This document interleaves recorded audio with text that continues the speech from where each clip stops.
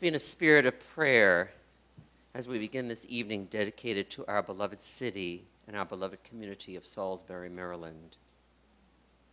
Dear Lord, at this time of challenge and change for our beloved city of Salisbury, Maryland, we offer our prayers, our hopes, and our visions for our community, its elected officials, and its citizens. We offer our prayers to you, O Lord, for our officials, for our Mayor, Jim Ireton, for our City Council President, Terry Cohn, our Vice President, Deborah Campbell, and our City Council members, Laurel Mitchell, Shani Shields, and Tim Spees. We pray for all those who are employees who serve our community, particularly those who risk their lives for our fellow citizens in the fire and police departments of Salisbury. We pray that your wisdom, O Lord, will guide them and inspire them in the decisions they make for the well-being of our city and of its citizens. Shine your light of insight upon them, O Lord, so they will envision a plan that will uplift our city and grace it with growth and prosperity and bless it with harmony and peace. Allow them and all of us to work together to let us reach beyond ourselves to conceive a city that is dynamic and flourishing. Let us remember the immortal words of President Lincoln, "A house divided itself cannot stand," and let us look for the common good that is greater than all of ourselves. We know that in life, the whole is greater than the sum of its parts, so let us contribute our fair share to create a renewed Salisbury, which reflects the gifts and the talents we have to offer.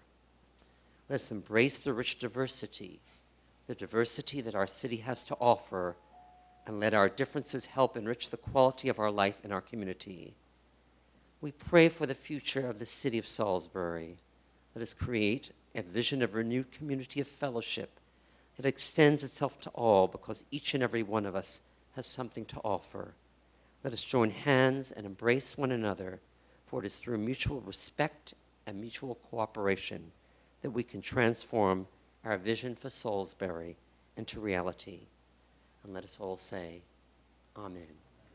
You may be seated.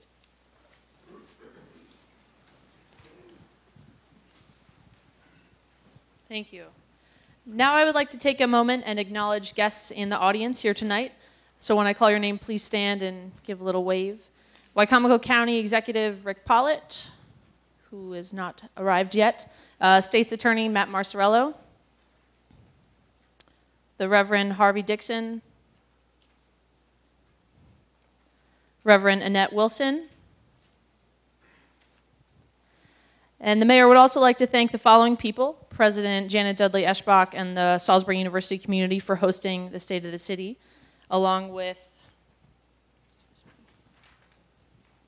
Robbie Sheehan, John Pick, Dr. Lorraine Chambers, Sherelle McBride, Donna Haig, the City of Salisbury department heads, his family, and the City of Salisbury for the opportunity to bring the State of the City to the public and to everyone here tonight. Sitting before you this evening are special guests invited here by the mayor to assist him as he delivers his State of the City address. And first we have Phyllis Hardy, has been a program director for 4 years at the Lower Shore Career Development Center at Goodwill Industries. The mission of Goodwill Industries is to prepare people to secure and retain employment and build successful lives. Next we have Bill Sterling. Bill has been a city employee for over 30 years. Last year, Bill managed the Wallaby exhibit construction and the improvements at the Bateman-Olney intersection and the Salisbury University streetscape. Bill Garrett began working for the city as an information technology director 7 months ago. He is responsible for overseeing the city's IT system and services, including their planning, management, and security and integrity. Next, we have Jerry Moore. Jerry Moore is currently the Assistant Director for Internal Services Finance. Jerry and her department completed this year's audit earlier than ever in history of the city. Next is Mike Langley. Mike has been in the soft drink industry for 28 years. Mike moved to Delmarva in 2006 as Vice President and General Manager for the Delmarva division of Pepsi-Cola Bottling Company. And now, finally, it is my pleasure to introduce Mayor James Ireton. Born in Salisbury, Jim Ireton, age 43, just recently, serves as the city's 26th mayor. Jim Ireton graduated with his bachelor's from Salisbury University in 1992 and his master's in 2003 from the College of Notre Dame in Maryland. He served as president of the College of Notre Dame Education Honor Society, Kappa Delta Pi, from 2003 to 2006. Ireton cites Salisbury's Safe Streets initiative and uses the data to empower neighbors and law enforcement, leading to a 40% reduction in violent crimes in Salisbury and the lowest Part 1 crimes in the city in a decade. He is focused on cleanup of the Wicomico River with his Wicomico River Project initiative, whose goal is to make the river swimmable and fishable in 10 years. And he supports sound planning that controls urban sprawl and makes urban areas sustainable. 2013 marks Ireton's 5th year as being mayor and his 3rd year teaching at Glen Avenue Elementary School and his 21st overall as an educator. Ireton has served the community in many ways, including being the first Wicomico County Neighborhood Congress chairman, Johnson's Lake Neighborhood Association treasurer, a board member for the Wicomico County Education Association, and in 2010, Ireton was named Public Policy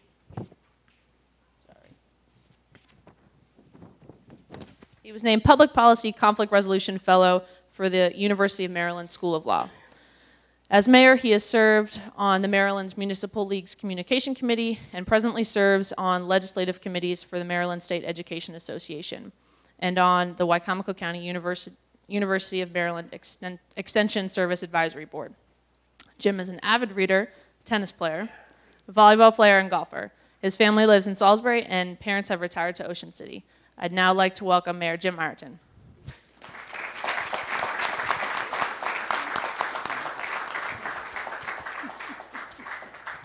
Thank you, Julia. We did things a little differently this year and a little bit more of a relaxed atmosphere. As many of you know, there's an election, and I'm already tired of hearing myself talk, so I brought people with me this time who can tell you some of the good things that are happening in Salisbury. Certainly thank you to Councilman Spies, who is here, to the State's Attorney, Matt Massarello, to Linda Prohaska, who is here from Senator Barbara Mikulski's office. Also, Mr. Freddie Mitchell, the director of Shore Up Incorporated, and his wife, Dr. Judy Lynn Mitchell, who is my supervisor at the Board of Education. I want to say thank you to them. Also to Ernie Colborn, the chairman of the Salisbury Area Chamber of Commerce, is with us as well.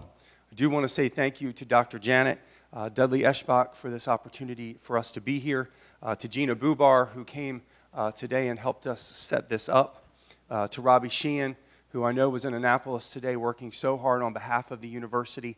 Thank you for your work and for coordinating this. And to Matt Hill in the back, who was here today when we were setting up when I crushed my thumb while trying to figure out how to use this little thing right here. And also to everyone at PAC 14, who is carrying this State of the City live this evening.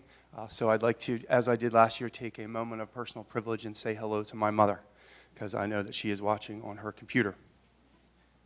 It's very important. With me this evening, many of the people who run our departments in the city, including the following city department heads: Jack Lennox from the Planning and Zoning Department, Keith Cordry, our Director of Internal Services, Bill Holland, our Director of Building Permits and Inspections, Debbie Stamm, our Community Development Director, Teresa Gardner, our Public Works Director, our Chief of the Salisbury Fire Department, Rick Hoppus, and our Chief of the Salisbury City Police Department, Barbara Duncan, are here. If you could give them a round of applause, please.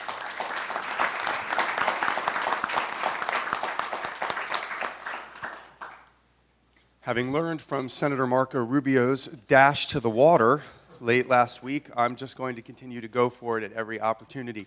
There are so many things happening in Salisbury. Also with us, there's a contingent this evening from the Remedy Church downtown. Pastor Ryan Weaver and his wife Amanda, all the great things that they're doing downtown. I wanted to stop and recognize them at this moment as well. I could just do it like this and say that the Linens of the Week building is down, the Thrift Travel Inn is down, the Feldman's building is redeveloped, the wastewater treatment plant lawsuit is settled, and we have a 40% drop in our crime rate and a 21% drop over the past 10 years. Put the microphone down and we could all go eat cookies and get water and go home.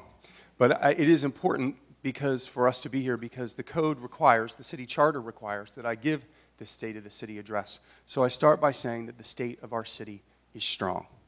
The state of our city is strong.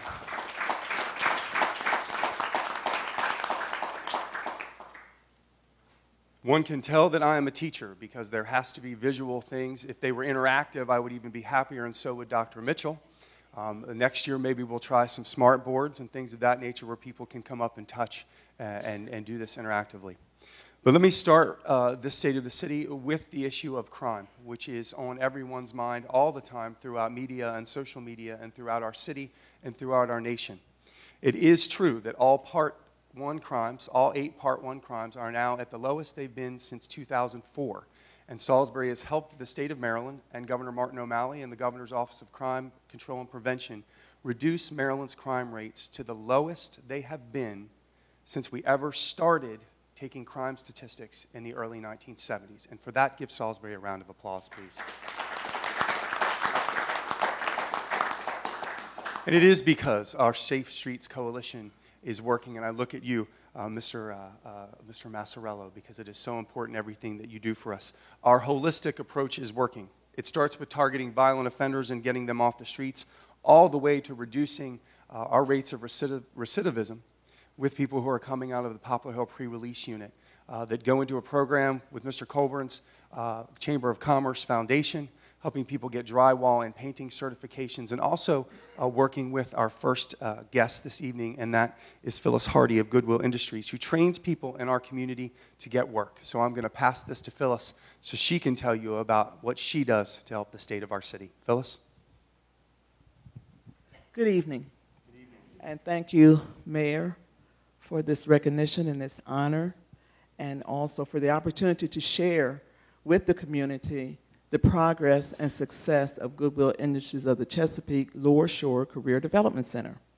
We are a workforce agency, and one of our workforce development services is a program called Project Reconnect.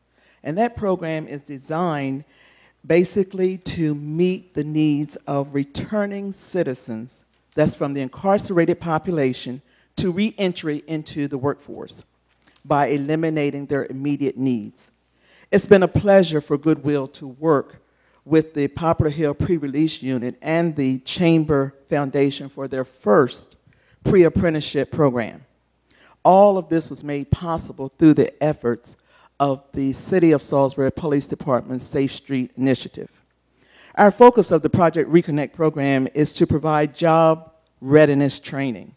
We offer resources, tools, and skills that is much needed to prepare these individuals in becoming fully and gainfully employed. The result of these services decreases their chances of going back to their former way of living. Last year, we served a total of 206 ex-offenders and offenders, those incarcerated as well as those that has been released. 158 received job training through our services at the center, and 45 of that total, that's 93 ex-offenders and offenders, obtained employment, being employed here on the Lower Eastern Shore and Wycomico County. We credit this success to the services and the support system of the reentry efforts made at the center. We act as a liaison for them with their community supervision through the Parole and Probation Office, helping to ensure that they meet their mandates and requirements of that office. And this definitely helps to reduce their chances of recidivism.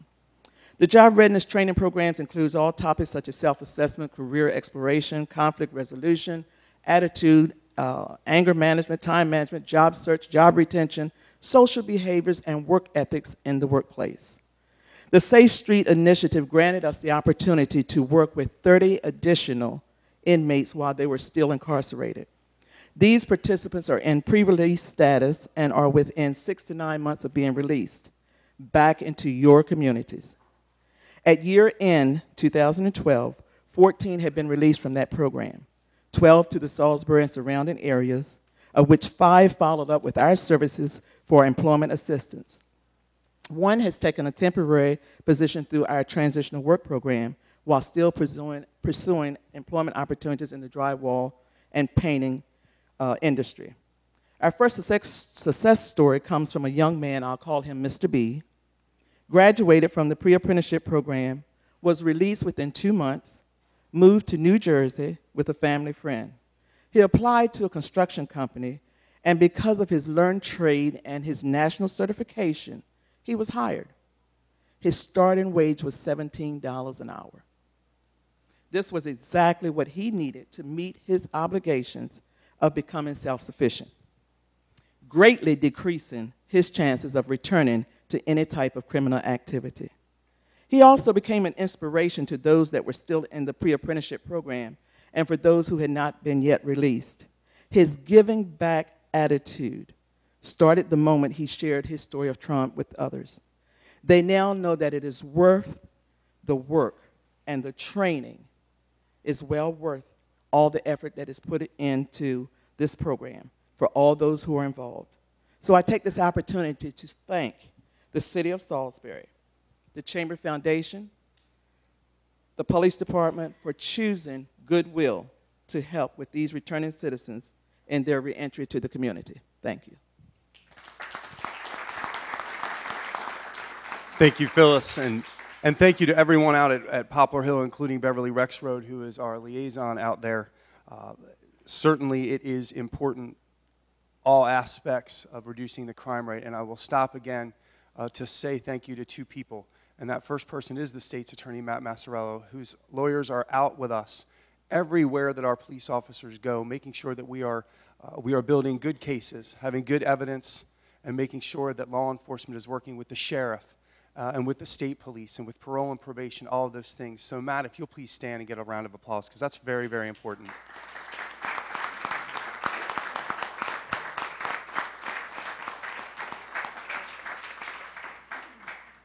And I would be remiss if I didn't stop and recognize the Chief of Police.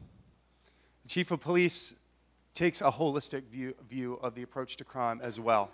And the most important thing that I can think of that this chief does right now is provide 3 mentoring programs in schools that are county schools but are inside our city limits, and working with students with our command staff at Pinehurst Elementary School, East Salisbury School, and Prince Street School. And that's an amazing way to be the Chief of Police of the city of Salisbury. So Barbara Duncan, please stand.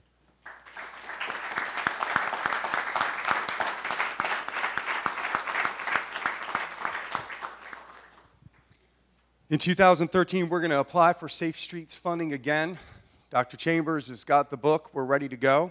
We're going to continue to pursue our Safe Streets legislative agenda, which includes 3 strikes legislation that will keep code compliance officers and police officers and fire department personnel from going to the same properties over and over and over again. And it is our greatest achievement to hope to open up a new neighborhood substation right across the street from the Doverdale Playground coming up in the next few months. And we have had a lot of community development money. I don't know where Debbie went. Where did Debbie go? Debbie, there you are. A lot of community development money that has gone into redoing that playground. And we're going to put our police officers right there, right in the neighborhoods where our neighbors and our citizens need them. So we're very excited about that. That 3 strikes legislation and that push to make sure our neighborhoods are safe, it is also important to know that where our citizens live, they must also enjoy a high quality of life. And in our neighborhood services and code compliance department, headed by our director, Mr. Tom Stevenson, they worked very hard last year. A total of 9,595 code enforcement violations with a 92% success rate. Those violations were fixed. And when we had to go to court, a 95% compliance rate when we had to go in front of a judge. We have a code enforcement officer that was supposed to be here tonight. You'll notice there are 3 chairs on this side of me and 2 chairs on that side of me. There were supposed to be 3 on each side because we were going to introduce to you to our City of Salisbury employee, Joe Hinks. Joe Hinks could not be with us tonight due to an illness, but in November he was named the Code Enforcement Officer of the Year by the American Association of Code Enforcement Officials. This award is given to only 1 individual each year nationwide. Joe was also instrumental in getting a series of public awareness videos with the help of PAC 14 and our local neighborhood task force. These videos were used to inform the public of the different departments that make up the task force, the fire department, the police department, neighborhood services, and the building department, were all subjects of the video series. So if you could, even though he is not here, I hope he is watching on PAC 14, could you give the National Code Enforcement Officer of the Year, who is from Salisbury, Joe Hinks, a round of applause.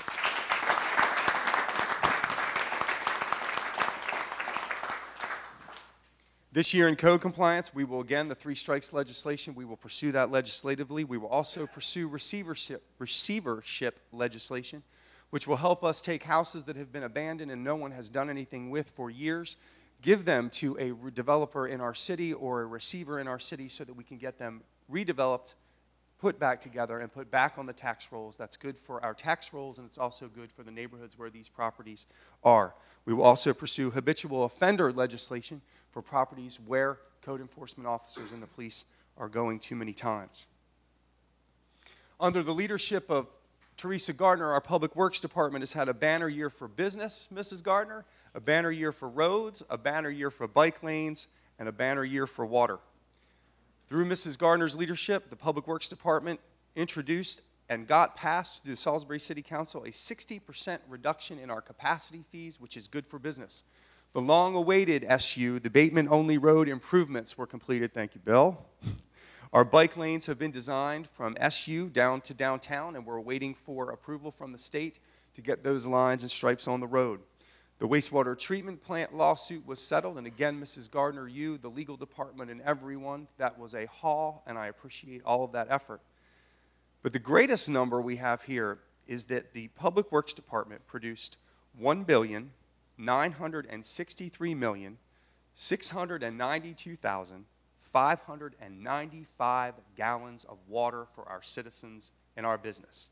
1,936,692,565 gallons of water. Give the Public Works Department a round of applause.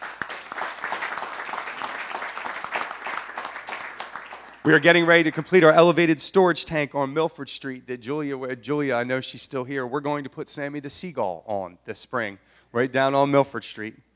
Our river quality through the Wycomico River Project and its partners is a priority. And a little later on this month, the Creek Watchers and Dr. Judith Stribling and the Wycomico Environmental Trust, the Nanticoke Watershed, the National Fish and Wildlife Foundation, all of those groups are going to come together with some seriously good news about our river, and we look forward to that. But the point person in Public Works that I go down to every day and stand outside his cubicle or stand at the front door and go, "Where's Bill? Does anybody know where Billy is? Does anybody have Bill's phone number?" The man that we count on to help us with the Sierra Club reduce our carbon footprint, and our point man for the river is Bill Sterling, and he's here this evening to talk to you about ways that we are improving river health. Bill? Good evening. It's working. I'm here tonight to speak on 3 steps that the City of Salisbury has taken in the last couple of years to improve what we have at the river. Our first step is we made Riverwalk improvements. And our Riverwalk was constructed in 1977, so therefore it's 35 years old, and it's showing some wear. So within the past year, we put out a contract with a local engineer to evaluate why our Riverwalk is showing wear. That contract was with George Miles and Buer, and the reason we put that out was to efficiently use the money that we have. They've evaluated Riverwalk, and this summer we're going to put out a contract for construction improvements of $500,000 to improve a sidewalk on the Riverwalk. One of the next steps the city made within the last couple of years is we were trying to improve trash that was getting into our river. So at that point, we evaluated what we were assuming was causing the trash. So we looked at our system to see where we felt the trash was coming from. And we used a river netting process. That process is it's a stainless steel cylinder with a net on the end. We initially applied it just under the South Division Street Bridge at a 24-inch diameter outfall pipe. We were looking at using this at several spots on the river. However, we wanted to attempt to see how effective it was prior to making a larger order. We felt it was effective. It was collecting trash of larger debris. And so we went ahead and ordered a 36-inch stainless steel netting device that collects trash that comes from the south side of the river. Once again, we felt it was effective. However, the drawback with this process was due to the weight of the trash, it needed to be connected to a concrete pipe. So most of our pipes that outfall into the river are corrugated metal. So at that point, we looked at a different process to try to improve trash getting into the river. And hence, we have the sample that up here tonight. This is a smaller version of what we are using right now. Just recently, within the last year, we applied 31 of these devices to inlets in and around the city. And the procedure that we use for where we located these was we tried to apply them where convenience stores are located, or gas stations, or things of that nature, where cigarette wrappers and paper wrappers work their way into the river. We clean these devices approximately once a month. However, in the fall, they do also collect leaves, so we increase that process through the fall. Once again, we felt that it was very effective, so just within the last year, we're going to order 79 more inlet devices. Another benefit of the device is it comes with a media process, so not only is it collecting trash,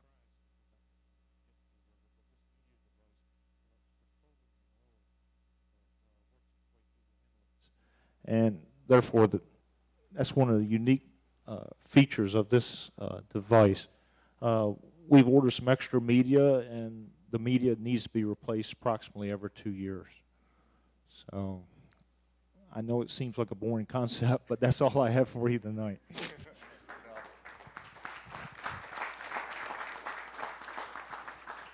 Bill knows that that is not boring at all. That is government working on behalf of its citizens and on behalf of the environment, and I appreciate your effort. And Mrs. Gardner, I can see you sort of back there.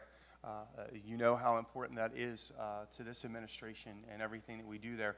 The next steps for the river, of course, the Creek Watchers report will come out in another couple of weeks. The state of Maryland is asking us also to make big strides in improving our water quality. Certainly another upgrade of the wastewater treatment plant is coming, but we're also going to be asked to do what's called a WIP, water improvement programs, to improve our water quality. Certainly the watershed plan has come out for the first time with the help of the National Fish and Wildlife Foundation that has looked at the areas around in the urban setting here in Salisbury and how we can improve our water quality, and also our discussions of a stormwater utility have also begun, and that's been with the help of the University of Maryland Stormwater Utility Unit. Those things will not come without cost, but we are also working very hard to close the gap between theory and practice. And through my work in the Extension Service and Jenny Rosenkrantz, we're going to be able to begin to engage residents on what they can do in their own yard, right in their own space, to reduce the amount of nitrogen, phosphorus, and stormwater runoff that goes into the river. So that's going to be it's going to mean a very, very exciting 2013 for us. Moving on to another department far from the river, but it used to be telephone poles and wires, and now it is not. When I first came into office, Mr. Pick said we were in desperate need of an information technology department.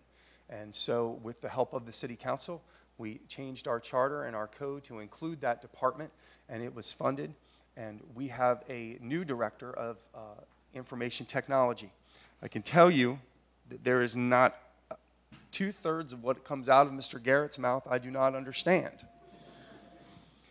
But when I know that there is now connectivity between the firehouse and the police station, which is different from the phone than it was before, I know that we are moving in a 21st century direction. Right now, our neighborhood services, our purchasing and procurement departments, our building permits and inspections, all of our standardized forms that used to have to go by snail mail have been digitized for a 2013 fiber optic connectivity that is already saving taxpayers close to $45,000. But because I have no idea what Mr. Garrett is talking about, I'm going to hand this to him so that he can explain to you the exciting things that are going on in the IT department and that board up there with the City of Salisbury application for your phone. Bill? Good evening, ladies and gentlemen. I'd like to begin by thanking the mayor for appointing me to the position of Director of Information Technology. I'd also like to thank the City Council for approving the mayor's appointment, giving me the opportunity to serve the citizens here in Salisbury. Here in Salisbury, the IT department is responsible for overseeing all city information technology systems, services, and including the planning, management, security, and integrity of the data. As Director of IT, I understand that my department's primary role is the providing service and support to the various divisions and departments within the city so that they're able to better serve and communicate with the citizens. Ultimately, our goal is to provide efficient and centralized as well as cost-effective services. And to that end, in the last 7 months since I've been here, we've got a couple notable accomplishments I'd like to go over. Bear with me. As the mayor mentioned, we had a capital improvement project that was funded for this fiscal year. It was initially to use fiber optic technology to improve the speed and reliability of the network connectivity between the government office building and the 6 remote public work facilities throughout the city. The existing system was an old wireless system. It was aging, it was unreliable, and it was inadequate for the load that was on it. Since the public works facilities have an average of about 10 people at each location, just an average, the proposed fiber optic technology was excessive, if not overkill. It would be, using this kind of system to transmit basic data would be akin to building an 8-lane highway when a 2-lane highway would do just fine. First thing that we did was evaluate the project and tried to determine its need and feasibility and recommend any changes that we found necessary. Following the review, the fiber optic system was changed to one that just used an internet connection to connect a secure and encrypted connection between the remote facilities and the government office building. The new and improved connection is secure, reliable, and it's about 400% faster than the existing system that was in place. It also provides necessary scalability for any future hires at either of the facilities. The savings on this project were so great that we were actually able to roll in the neighborhood services and code compliance group into that project. By changing the technology to this replacement network system, the city realized a savings for the taxpayers of $43,736, plus an additional $15,000 annually on the maintenance contract for the old wireless system. In addition to this, the city is also going to realize just over $2,000 a year for service fees. During the same review, we also discovered a unnecessary software license that was being paid that we canceled, saving another $3,800 annually. And we also discovered an overpayment to Microsoft, which we got a refund of $452.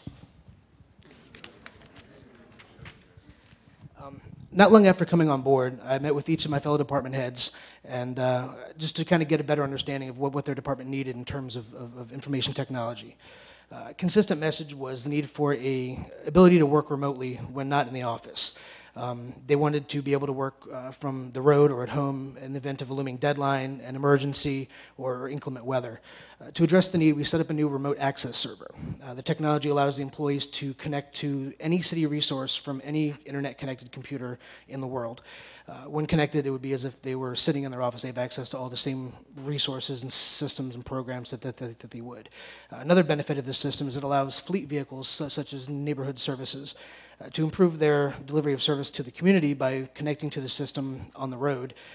In their vehicles, they optimize time and personnel hours by completing paperwork and reports in the vehicles as opposed to having to come all the way back to the office to do so.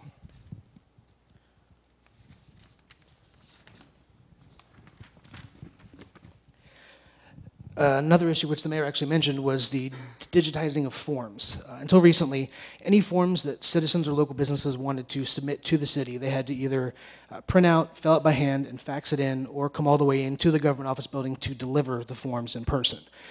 An attempt to make the process easier and more convenient, we placed all the neighborhood services, purchasing, and procurement forms online. The forms can now be filled out in the convenience of your own computer and submitted electronically to be processed by the city staff that are responsible for those forms. Just this week, we digitized the Salisbury Police Department's employment application packet so it can be filled out online as well. Having the potential officers and civilian employees be able to fill out the application online is expected to save the department approximately $1,000 a year on printing costs alone. one of our goals is to convert all the rest of the existing city forms into web fillable content so they can be submitted electronically when our new revamped city website is launched in the future. In the past, the city has always existed under the Wicomico County IT umbrella. The county managed all the servers, the networks, the security, the functionality, everything. Recently, several new servers have been brought online to address the issues and facilitate a split between the city and the county's IT infrastructure. While some interoperability on certain essential tasks are going to continue, the city's new upgraded IT systems are soon going to be independent of the county's. The city network will allow us to provide our own internet, security, email, websites, and other services that we're currently working with Wicomico County on. This process, when completed, is going to allow us to be self-sufficient and take additional unnecessary strain off of the Wicomico County IT department.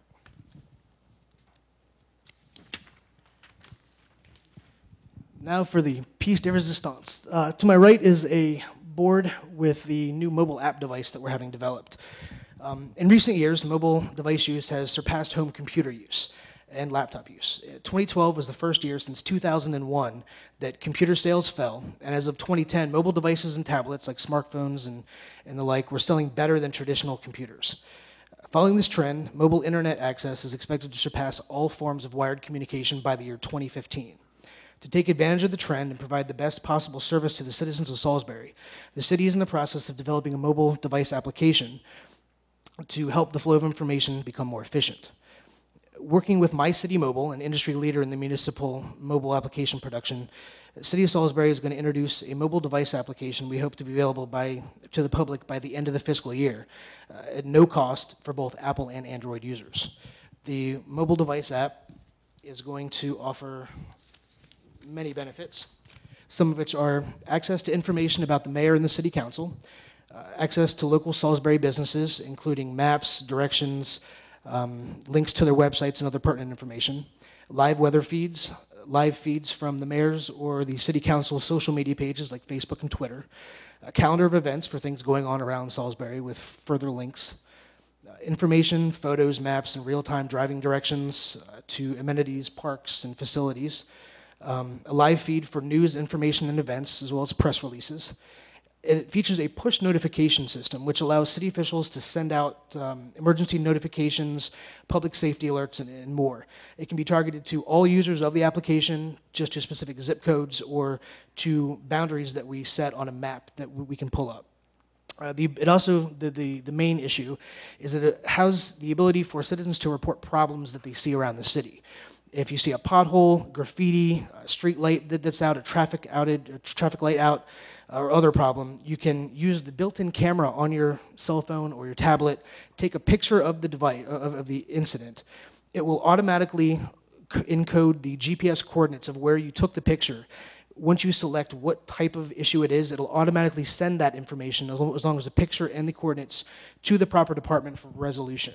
Once you submit that, it will, we can keep in touch with you. We will give you the ability to, we'll give you an ETA on when the problem is going to be resolved, as well as when it is resolved, we'll send you another notification saying it's been taken care of. The city was able to take advantage of a special promotion for this system. We qualified to have the entire $15,000 software development fee waived. So this new application, in conjunction with the new social media integrated website that we're also in the middle of developing, is going to bring the city's web presence into the forefront of technological innovation. I'm sure that the ease of use and the intuitive functionality of these new systems are going to help disseminate information to the public more effectively, as well as help make government more accessible to everyone. Thank you.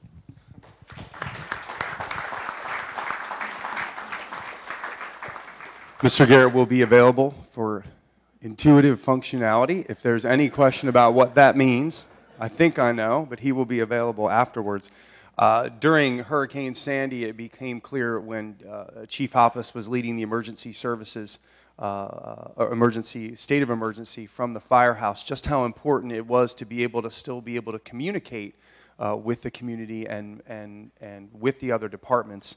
And though I don't know how he did it, I know that we never lost the ability to be connected to the public and be able to get important messages out, and for that I appreciate both Chief Hoppus and the Emergency Services Department and Mr. Garrett.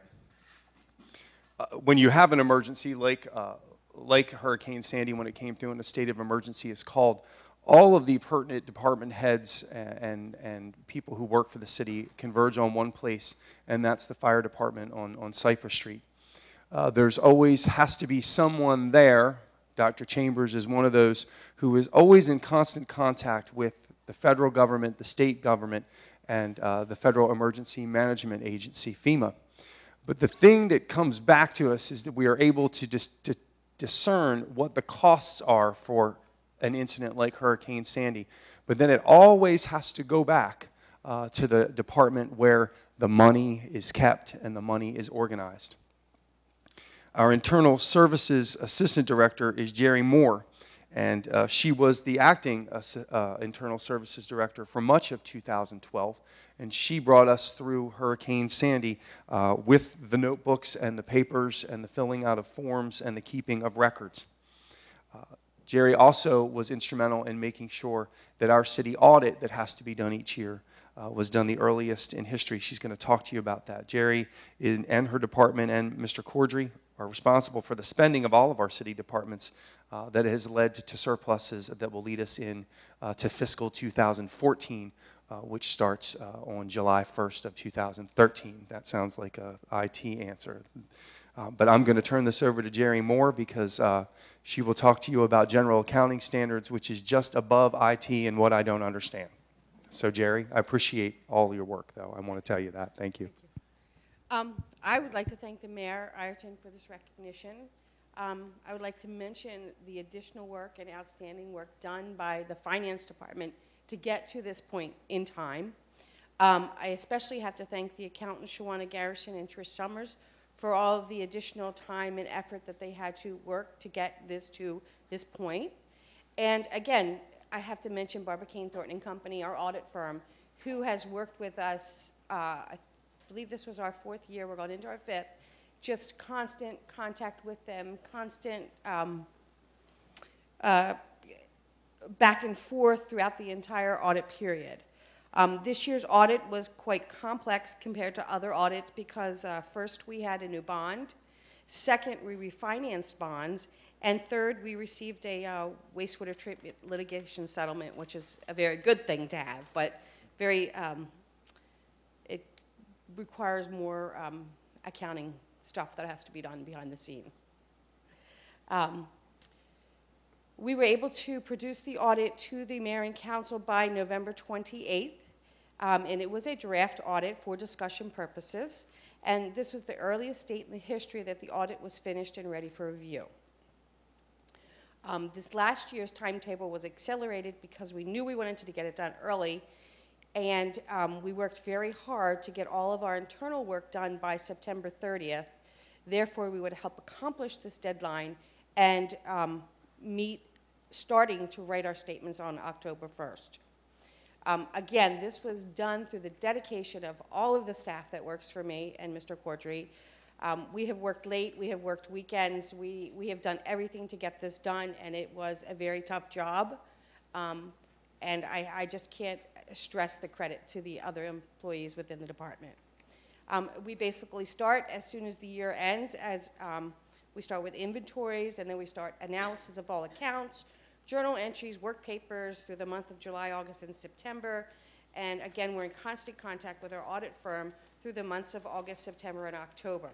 We began writing our statements on October 1st, and when Barbicane Thornton came in October 29th, we handed all the documentation for them, and where they began their review and turned it around in a timely draft statements, again with the extra effort and additional support from Barbicane Thornton. The ending financial results that the mayor and I always like to chat about, and I don't know if he likes me or not tonight, but it was good financial results this year. We ended up increasing the surplus to the general fund by $576,000, and $10.6 million in the water and sewer fund. Behind me is a surplus prompt where our general fund is at $9.7 million, our water and sewer fund is at 7.5, and the 26 below is the total in the water and sewer fund of both restricted and unrestricted funds. The surplus in the general fund has basically, because we've kept our expenses down and we collected more revenue than we actually spent. I'm trying to put it in very easy terms.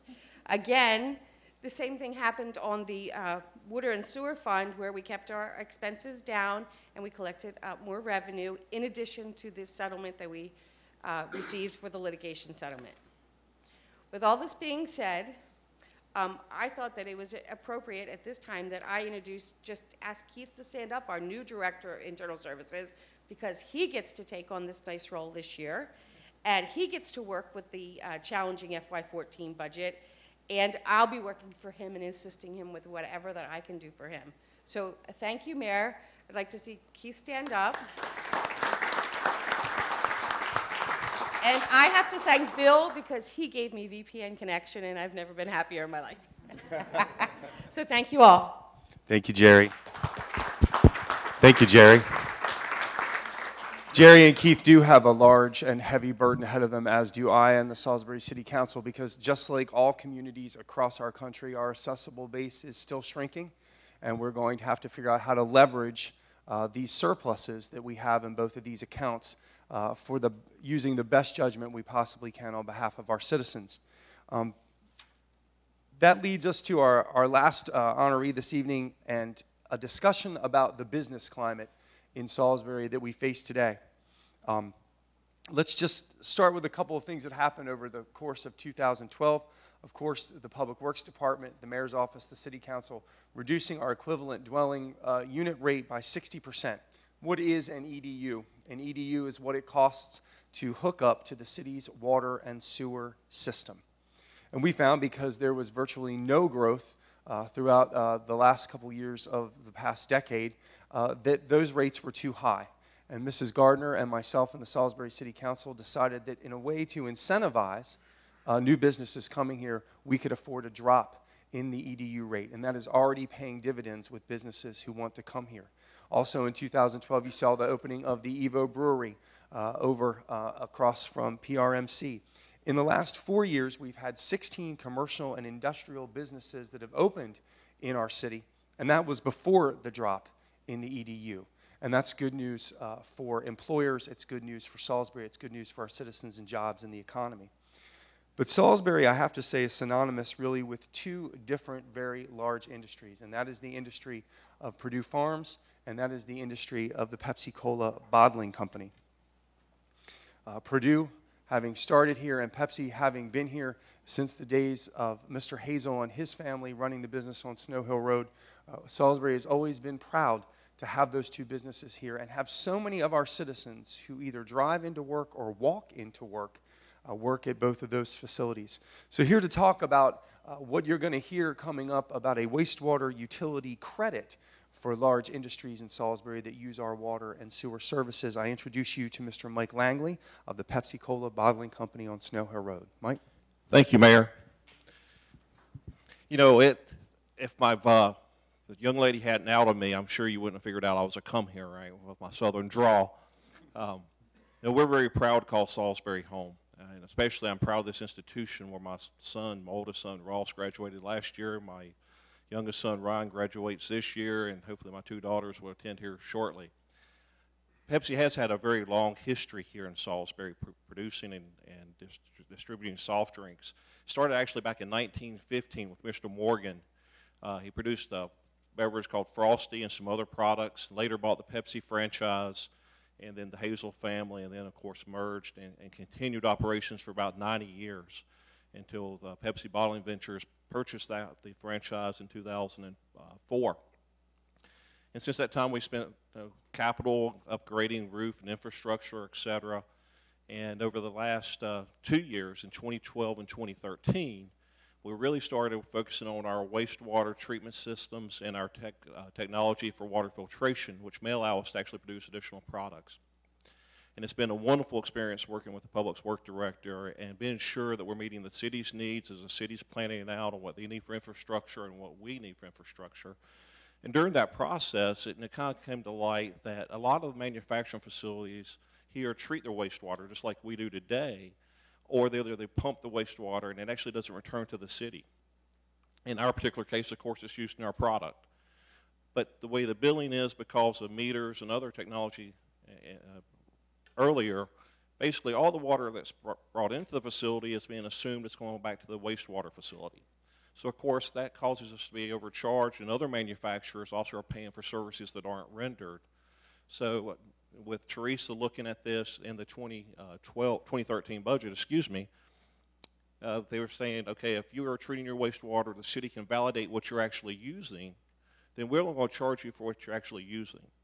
And so that helps us be more competitive, continue to invest in this community, make sure the jobs stay in this community, because we're being tied here for 98 years, and we look forward to another century to come. So thank you for listening, and thank you, Mr. Mayor, for having me. Thank you, Mike.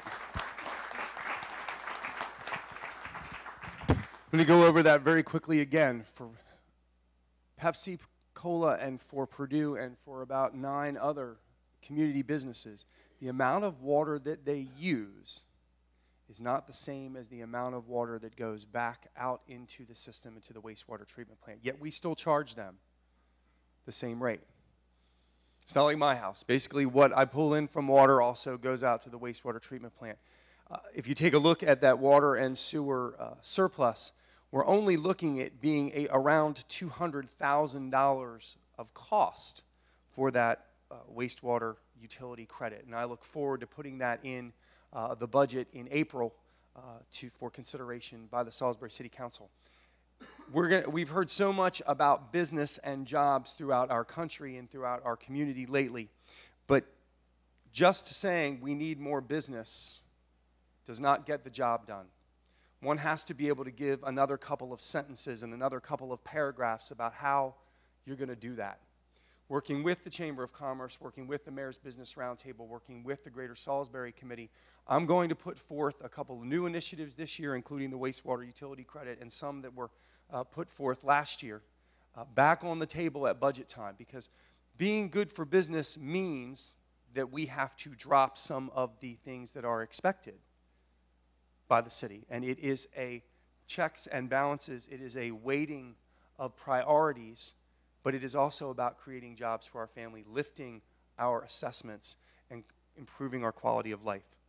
Besides the wastewater utility credit that will be good for Pepsi and Purdue, we're also going to go back to the table again, as Mr. Pick did, I think, about 9 times last year, for what's called a manufacturing tax exemption, which is an exemption that we give to businesses on the machines and products that they buy over the course of a year. We're going to go back because all the other jurisdictions around us have a 100% manufacturing tax exemption rate.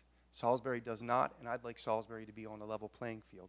We're going to continue our push to take the equivalent dwelling units that were at the Linens of the Week building that we tore down recently and draw a ring around the downtown and make that an EDU-free zone, because that is what we need to bring development, mixed-use development, jobs, apartments, condos, restaurants to our downtown area. And we must continue the fight to make sure that we are using our commodity, which is our waterfront property, which too many people are still parking on in our city.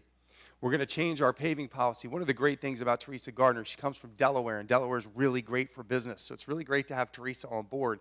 She works with our developers to find out how they can reduce their costs, because the profits that developers are making in 2013 is not the profit that they were making in 2003 or 2007.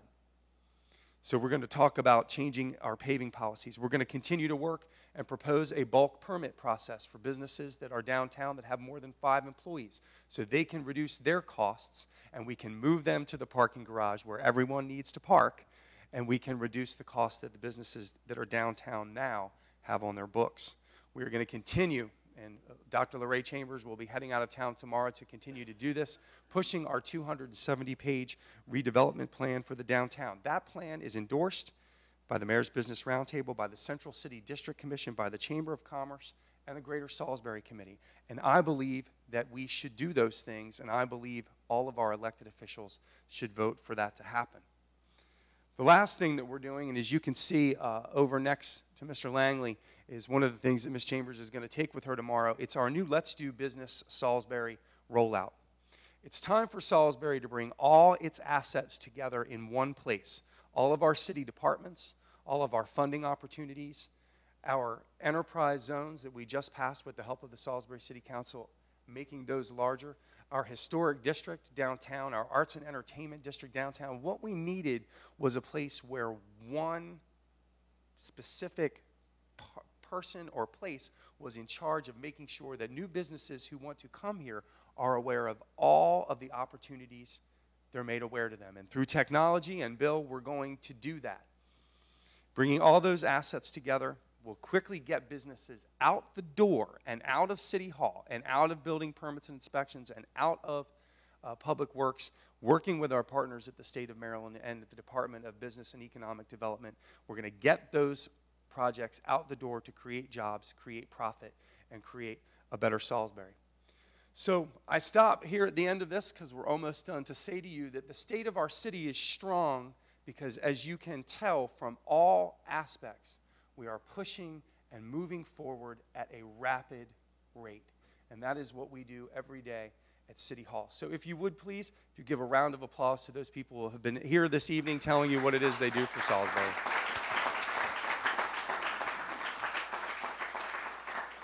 Let me also recognize Karen Pearson, the Vice President of Workforce for Goodwill Industries, who traveled all the way from Baltimore to be here this evening. Karen.